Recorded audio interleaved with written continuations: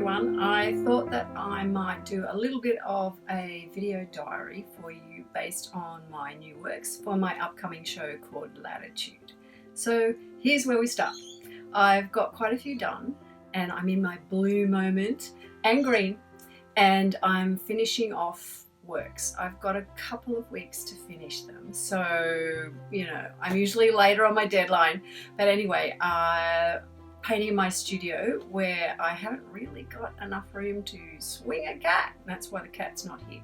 But you can see I've started a few of the pieces here, and yeah, I'm in my blue and green phase. Can you see here? Now I'm at the hard bit of, you know, making it work. Anyway, I'll check in with you tomorrow. My plan is to paint every day, make every use of every moment I have up to the show, and then I need to get the images photographed and framed and all of that stuff that happens before a show. Anyway, I'll talk to you soon. Better get back to it.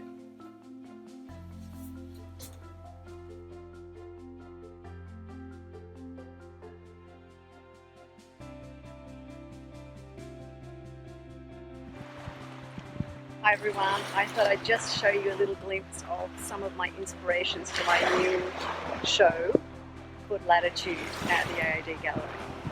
This is Bradley's Head, and this is the view you get. When anyone can come here, it's a public access space. And look at the beautiful colours of today. And hopefully you'll see some of those colours in my new artworks in the show. So here's a little scan through some of the works I'm working on. This one here is based on one of my favourite places in Sydney, Bradley's Head. You see it's going to be a little bit out to the harbour there. Hopefully. There's a couple of little blue ones tucked behind there, and there's another little like green, emerald green, phthalo emerald by Gamblin is one of my favourite green colours at the moment. There's a little ocean one, teeny tiny harbour one. Can you see I'm a little bit influenced by, a lot influenced by Turner. And this is the one which I think will be one of the big ones. I don't think, I know it will be the big ones. And I think that's going to be called Emerald City. And there's another tiny little one there. And there's a lot of stuff put out the way. And then there's another long one hanging on the side there. And you can just hear a plane. I live under the flight path, but hopefully you can find some little boats in the harbour. One of my favourite things to do is go down around the foreshore in between my breaks of teaching and look at the harbour. It's kind of green all the time to me, but maybe I'm just biased. Anyway, there's where we are at the moment. Potential at the moment, but I know that there's lots of layers, and probably for me it's to stop overworking things, which I'm really good at.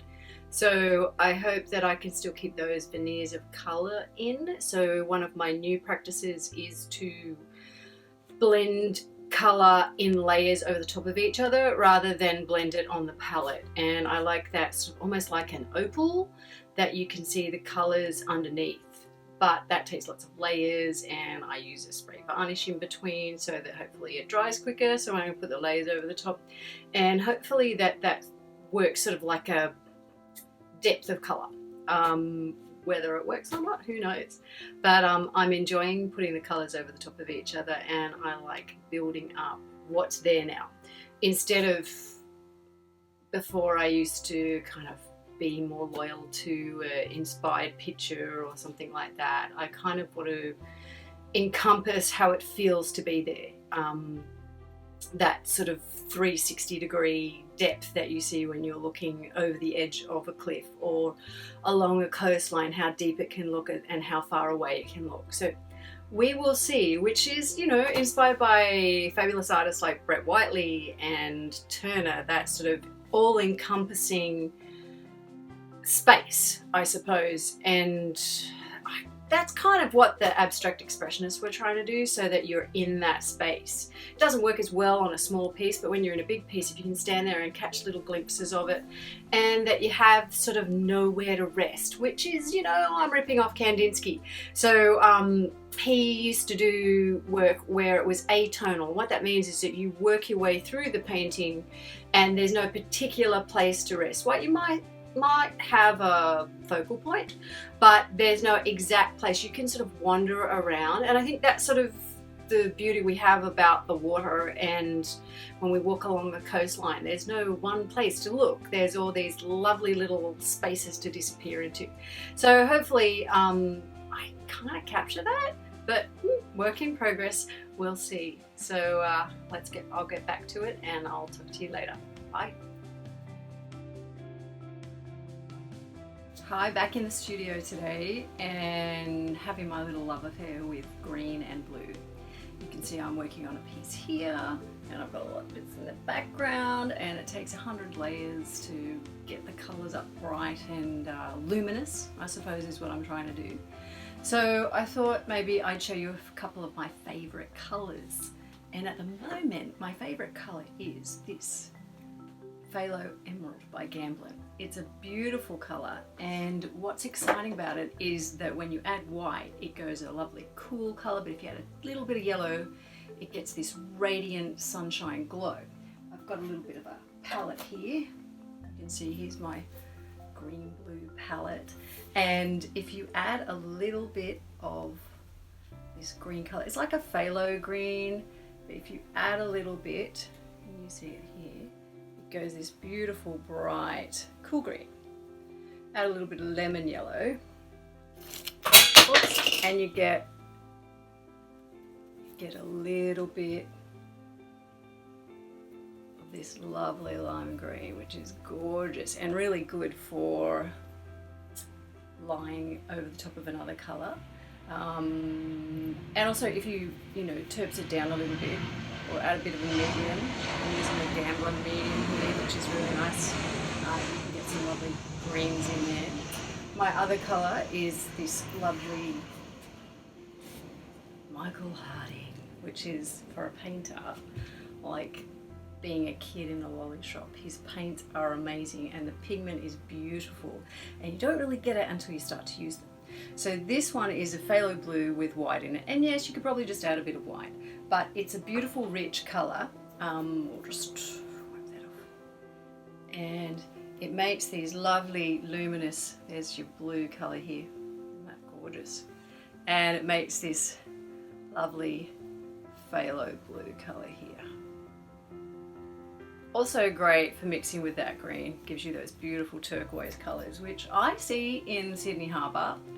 This picture here though is inspired by the beautiful tones of the Mornington Peninsula, which often reminds me of Venice, but it's a bit cleaner. And no one can go to Melbourne at the moment, so I'm going to get my Melbourne fix and my Mornington fix by painting this artwork. I think that's it. We'll have a little blue and green moment today, and I'll talk to you later. Bye.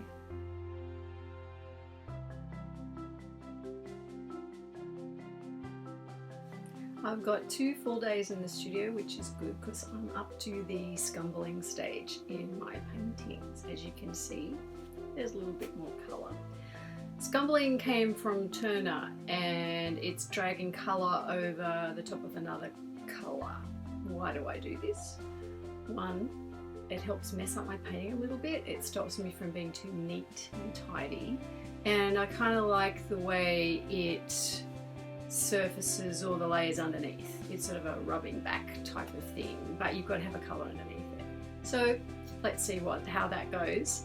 I use certain colours too, and from my colour history, what I've learned is if you use the earth colours, the sort of older fashioned colours, the colours that don't tint so well, like Terra Vert, then that colour's not a very good colour. It's not very intense, but dragging it over the top of another colour gives you this lovely, nice, dirty, sort of scumbled surface, and I kind of like that. It kind of makes it look a little bit more layered, and that colour dries usually quite quickly, so you get a sheen of colour over the top rather than a glaze. It kind of catches into the brush strokes and it shows those. Whether that works or not, we don't know. Anyway, that's where we're at. Some of the things are coming along. They all look much better when they're on a screen than in life at the moment. There still seems to be a lot of work to do, but we're getting there. We're putting much more colour over the top. I've probably got another week to go and the big ones are getting there. Anyway, we'll see, and I'll show you a little bit of scumbling and colour layers probably coming up soon. Anyway, better get back to it.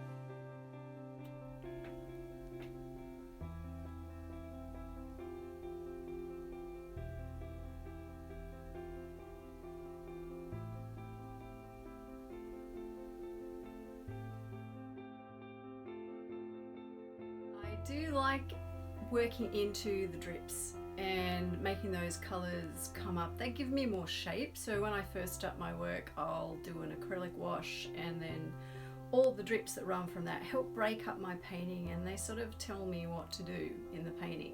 Some of them I will paint out and the other ones I'll leave there and help them develop the shapes. Today I've been working on a painting I think I'll call Emerald City, which is from a play by David Williamson, which focuses on Sydney and all the jewels to be found, good and bad, in the harbour. When I look at the harbour, I see a lot of green in the harbour, more so than blue, and that's probably why I'm going to do it emerald green, plus I love green. And at the moment when I look on the harbour, even though it's COVID times, there's lots of activity and there's lots of boats and movement and action, and so that's what this picture is about, the depth and the space in between the edges, I suppose, that we hang around on. And so I use the brush strokes to help pull up the drips and the boats. There seem to have been boats that disappear and show up in the picture. So I made those shapes, they're abstracted, but I make those shapes more prominent, and then you can see these little splashes of white tails, which is the foam and the wake from the boats. And it should be a little bit stretched. I'm trying to make it more spherical, I suppose, in a shape, and so that it feels like you're in a round world.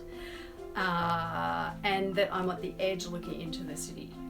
And the reflections and colours are all those colours that you see in the ocean when you look down and around and up. So it's all encompassing. So we'll see how that goes. I might have gone a little bit too green. I'll pull it back. The harbour's misty a lot. Well, it's the atmosphere, so there's lots of faded shapes, I think, that I might see in it. Who knows? Anyway, that's what I'm working on at the moment, and you can see that there's lots of little boats that are popping in and out, and there's shadows, but it is meant to be abstracted. It's not meant to be a particular boat, it's just the idea of a boat. Plus, if they're so far away, you can't see what they are anymore. Anyway, I'll talk to you later. Bye.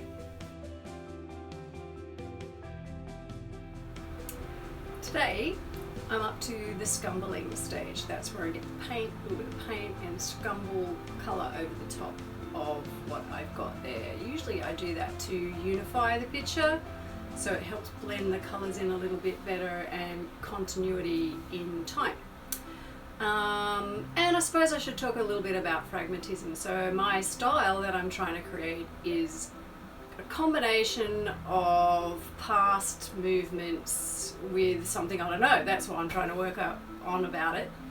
But Fragmatism came from an art residency I was doing in America, and I was trying to find a style. Everyone was trying to find a style, and I didn't have a style. But I like breaking up shapes. I like the idea of when you go to a place, I don't really want to paint a realistic picture. I like the idea of the space of the place, which means that sometimes the edges drop off, and that's like distortion of when you look at the bottom of something or the ground, and then you move up and around, and that three-dimensional space on a flat surface. So that's sort of inspired by the Cubists, who were breaking up shapes and looking around the side and and doing multiple facets.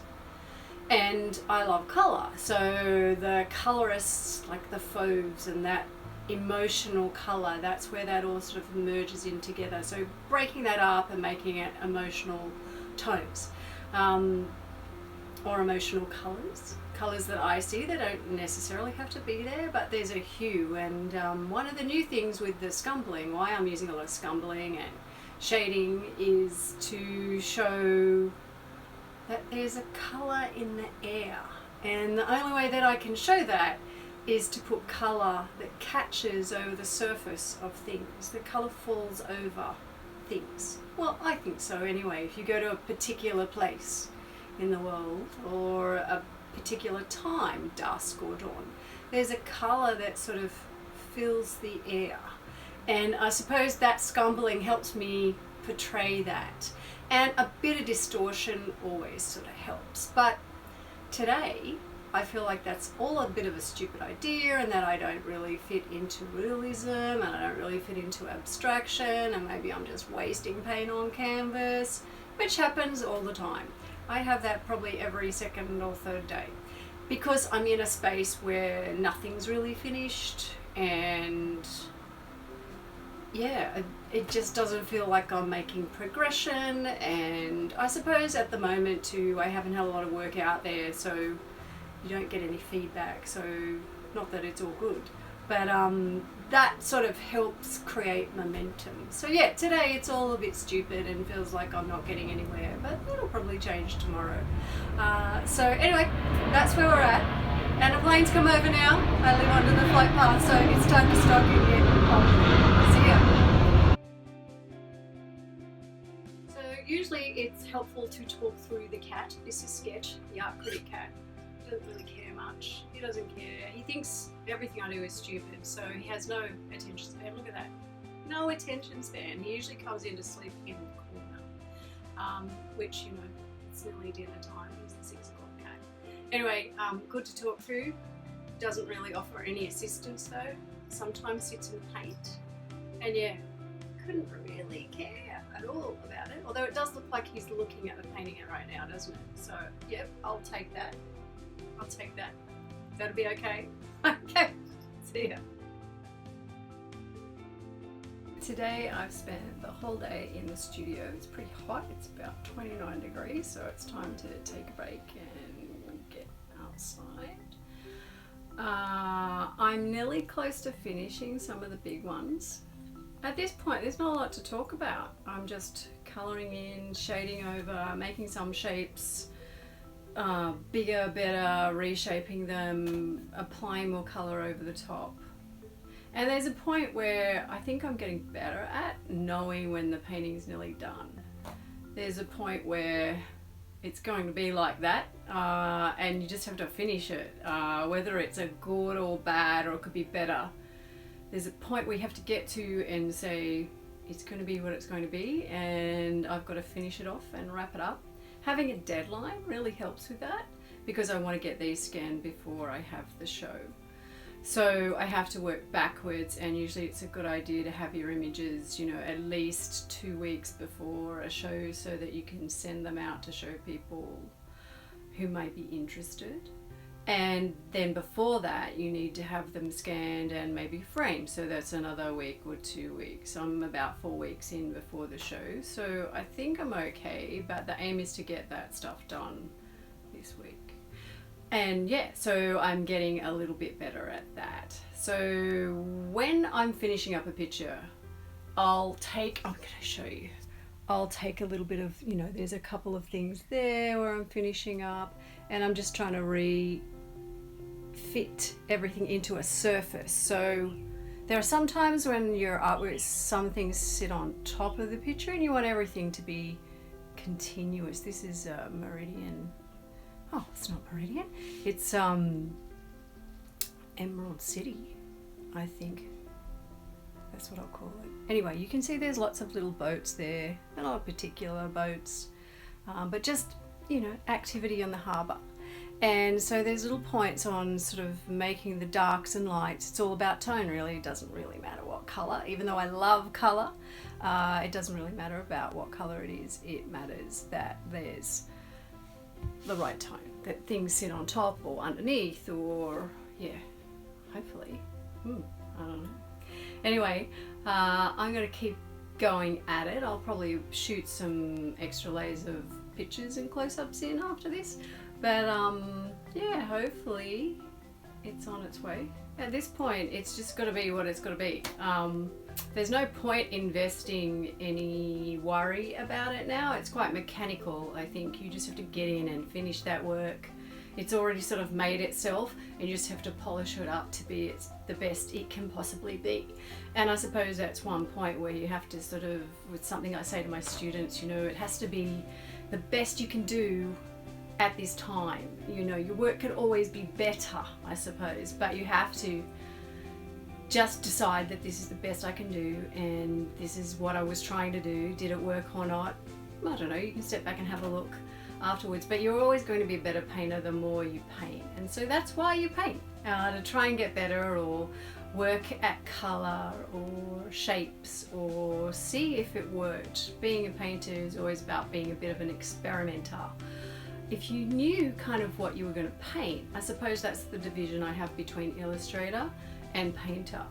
An illustrator usually, you know, pitches like in design. You pitch what you're going to do and then you go and do it to match the mock-up you've done or something like that. And that's where I have a really strict line, and I'd never really in my painting world don't want to be an illustrator, because there's no excitement in that. There's no mystery, there's no, you know, it's a product. You're making a product and you hope someone else likes it. It's very dependent on the client, on their expectations and meeting that expectation.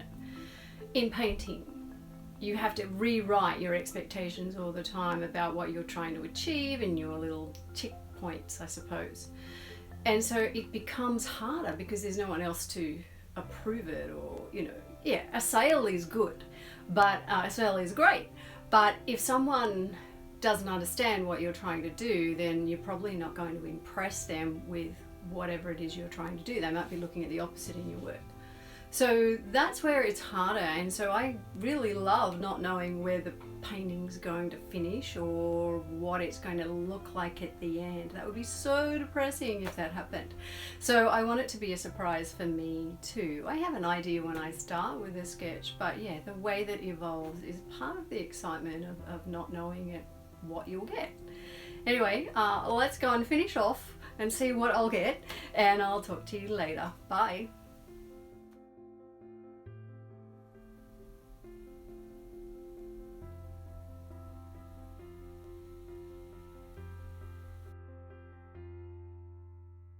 It's about 4 weeks before my show, and I'm a little bit excited because I have finished some of the big ones, and I need to have them finished because I have to take them to the scanners and then to the framers, so you've got to work backwards a little bit.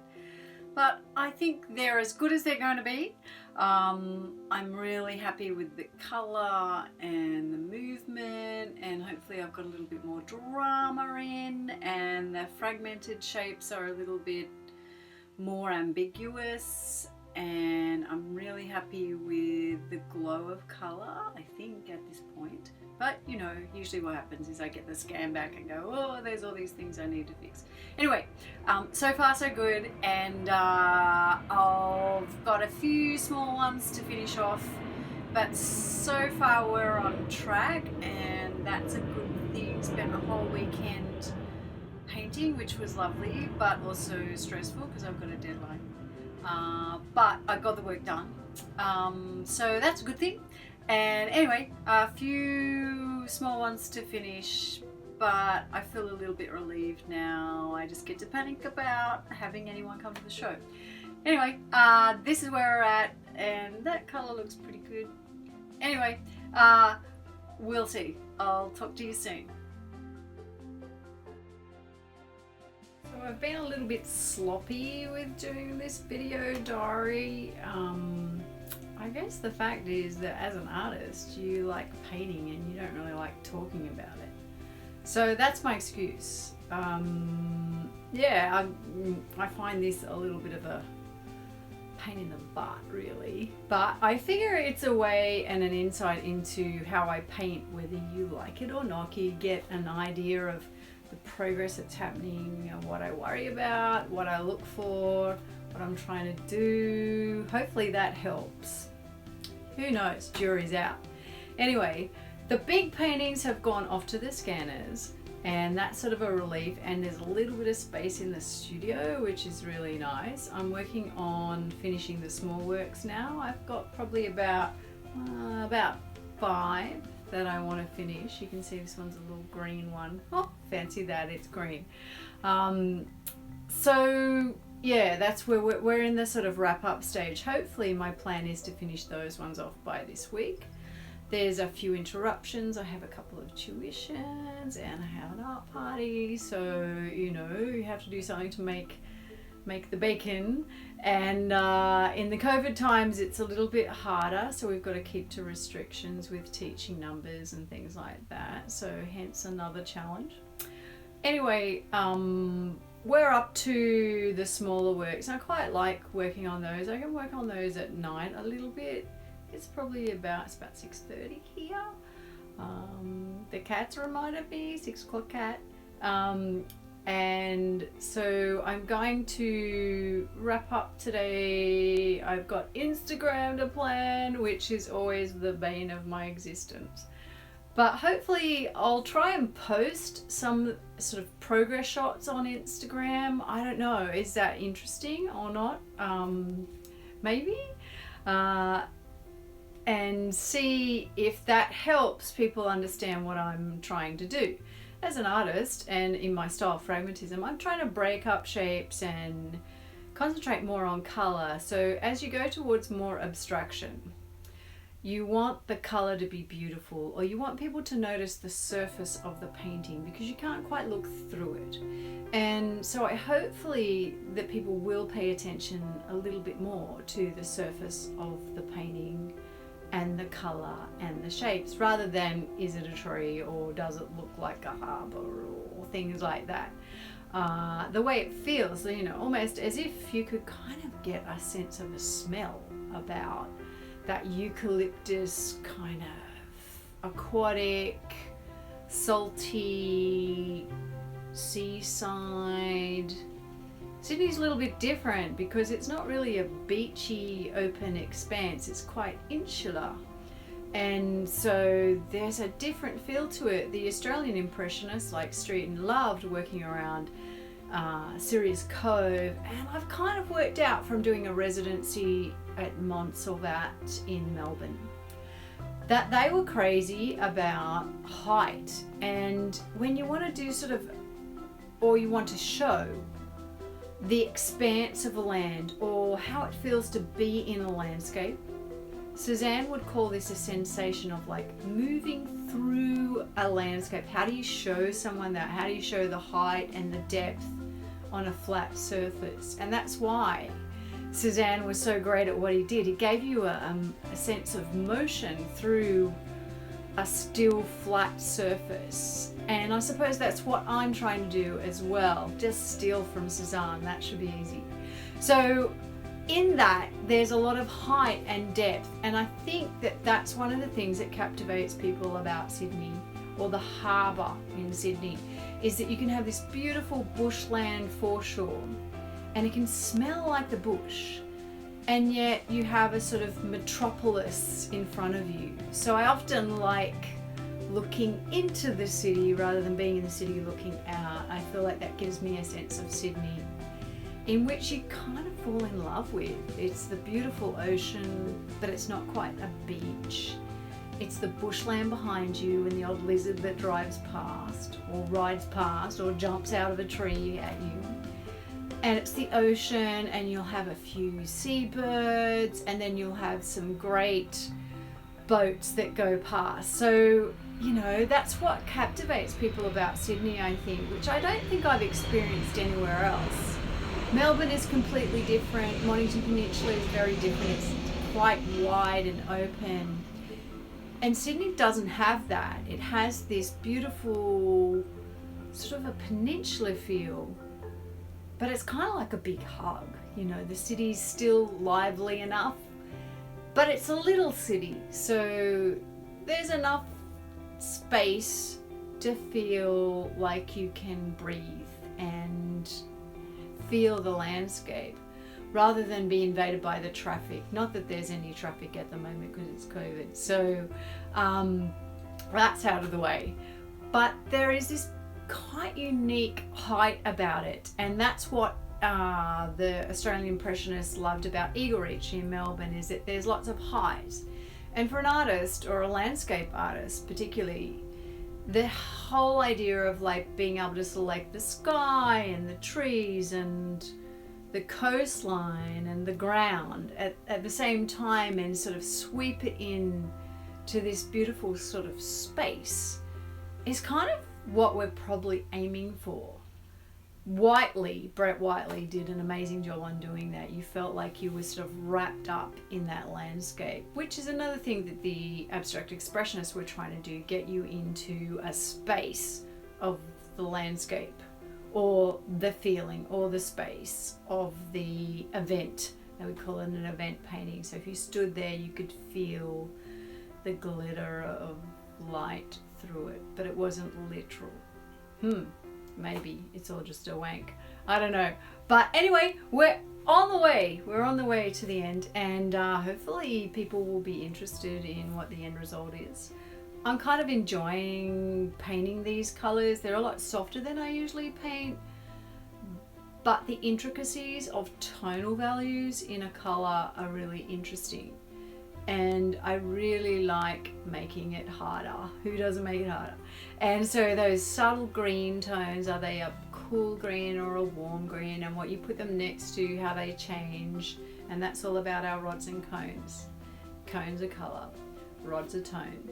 And so that's where I'm aiming for. I think I'm happier with more of the abstraction in this work, so it's harder to read. It's a slow burn, and unfortunately not everybody will like that, but hey, you know, we're minorities as artists, so it doesn't really fit to be popular. Maybe that's something I just tell myself. Anyway, now I'm just raving on, so it's time to go for today because the light has dropped, and painting under night light with lamps and electronic light doesn't change the subtle colors like this. I can't paint this with night light, doesn't really work. So usually it's sort of tonal or tidying up works that you do at night. Time to go, raving on. I'll update you later. Bye. Hi everyone, very hot today in the studio. Turns out it's about 33 degrees, so very hot in my little box, but trying to finish the latest or the last of these works. I've got a couple. This is a medium-sized one, and this little green guy, he's proving very difficult. There's this beautiful color called Celadon. It's a soft minty green, but it's not really a cool green. It's sort of a neutral green, which I've fallen in love with. And you make it, well, I make it with Terra Vert, which is a traditional old green. It hasn't got much pigment color to it, but it's lovely to blend into things, and a bit of buff or titanium buff color, so it gives you this nice neutral color. And I really like it because it's sort of the sandy, soft tones that you get in some of that clearer water. It's not as iridescent, it's a little bit more muted, struggling a little bit though. But you can probably see in this little guy, see those soft green colors there? Yeah, it's getting there. Those dark bits are still a little bit dark. Lonely Sailor, that one. But anyway, we're finishing off those works. There's just a few to go now. We're on track, I think. But I'm really enjoying, well, painting blue really helps when it's hot. So it keeps you a little bit cooler. Or does it? Maybe. I don't know. So a couple of little ones there that I finished, and it's all about the ocean, or not so much the ocean, but being around the edge of water. I think a lot of people feel calm and feel a little bit centered if we can go near to water. Stare at water makes us feel centered. Not sure what that's about, but it's something we're all drawn to. Maybe it's because a lot of our bodies are made up of water, I'm not sure. But there is this nice calmness when we watch a little bit of water, or we just sit there. Maybe it's a bit of a cool ocean breeze, it could be that too. But this, you know, we've got a little bit of stretching angles going. In the new work that I'm doing, I'd like to be stretching the horizon lines a little bit more so that the sky sort of disappears into the horizon lines. There's a little more drama. Whether that's a good thing or not, I'm not quite sure, but I'm enjoying painting it, and I like the twisted perspective you have, more so that you can feel like you're in the space again rather than just a picture. I want you to feel like it sort of surrounds you, and it's harder in a smaller picture because there's not that depth to wrap around you, or that space to wrap around you. Anyway, I'm in my blue and green phase, it seems, and we're close to the end, which I don't know, I'm not really looking forward to, but it'll be nice to see them all together. Hopefully, I think. It always looks different when it's on a wall in a gallery. Hopefully it looks better. We'll see. Okay, I'll see you at the end. Bye.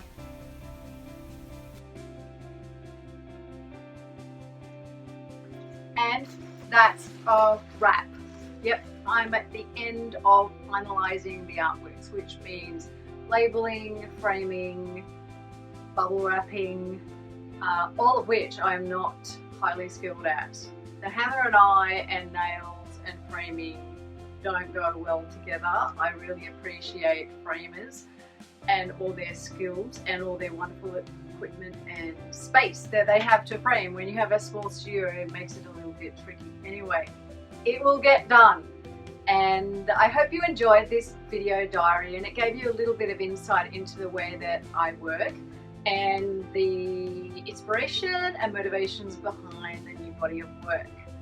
And maybe you'll come and have a look, or you'd like one of those pieces for yourself in your home. I hope they bring you joy. I hope you love looking at the colour as much as I had making them. I'll see you at the show.